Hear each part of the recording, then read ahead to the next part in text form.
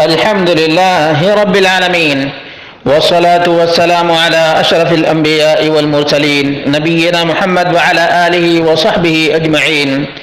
برادران اسلام، دینی اور ملی بھائیوں، دوستوں اور ساتھیوں، ایک پاکستان کا مفتی ہے جس سے سوال کیا گیا کہ میلاد النبی بدعت ہے، ضلالت ہے، گمراہی ہے، ڈانسر، ملحد، زندیق، دہریہ، مجوسی، یہودی، مصری کی ایجاد ہے۔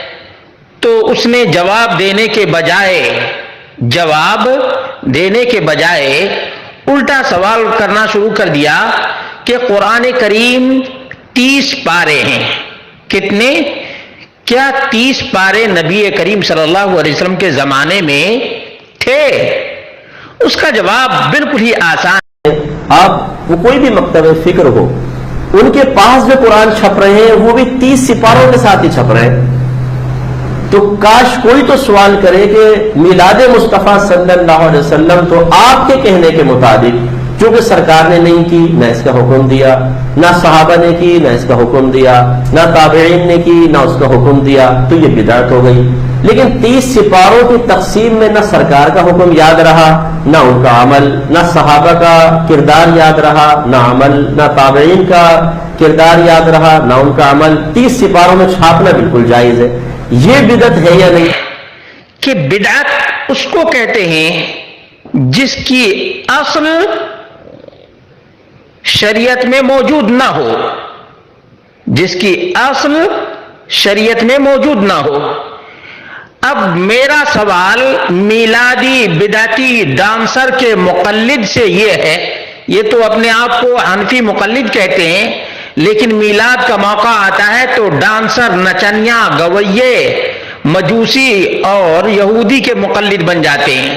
تقلید کی روش ہی اتنی گندی ہے کہ ایک کی تقلید کیا تو پھر ایک ہی پر اکتفا نہیں کرتا، بلکہ پہلے حنفی تھا تو ماتریدی بنا، ماتریدی سے پھر بریلی بنا، بریلی سے پھر میلادی بنا، نچنیا ڈانسر کا مقلد بنا۔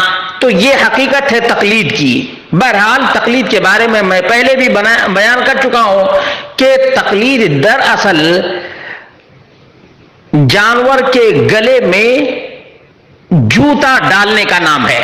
جانور کے، خاص طور سے نبی اکرم صلی اللہ علیہ وسلم نے حج کے موقع پر قربانی کے اونٹ کے گلے میں جوتے کا ہار ڈالا، اسی لیے ام المومنین عائشہ رضی اللہ عنہا نے بیان کیا، قلد النبی صلی اللہ علیہ وسلم، نبی کریم صلی اللہ علیہ وسلم نے جوتے کا ہار اونٹ کے گلے میں ڈالا۔ تو یہ مقلد مفتی اپنے آپ کو کہلاتا ہے، حالانکہ مفتی کے لیے تقلید جائز نہیں ہے حنفی مذہب میں۔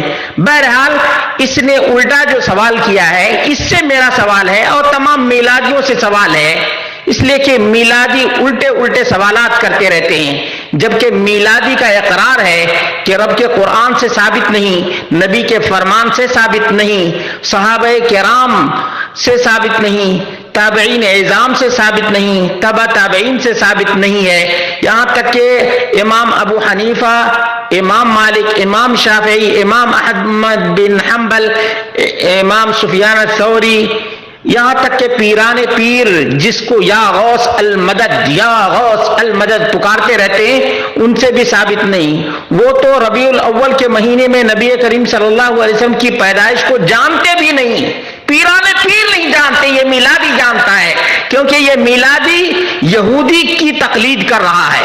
اب اس سے میرا سوال ہے کہ بھلا بتاؤ، جو چیز نہ رب کے قرآن میں ہو، نہ نبی کے فرمان میں ہو، نہ صحابہ کرام سے ثابت ہو، نہ تابعین اعظام سے ثابت ہو، کیا وہ بدعت نہیں ہے؟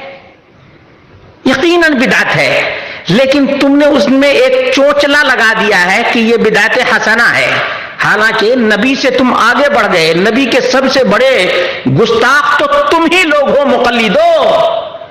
نبی کرم صلی اللہ علیہ وسلم نے فرمایا کل محدثۃ بدعہ، وَكُلُّ بِدْعَةٍ ضَلَالَةٍ وَكُلُّ ضَلَالَةٍ فِي النَّارِ، فی النار کہا ہے، اس کے باوجود تم کہتے ہو یہ بدعت نہیں ہے یا بدعت حسنہ ہے، پھر الٹے سوال کرتے ہو کہ قرآن 30 پارے تو نہیں تھے۔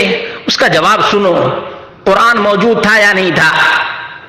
قرآن کی اصل موجود ہے یا نہیں ہے؟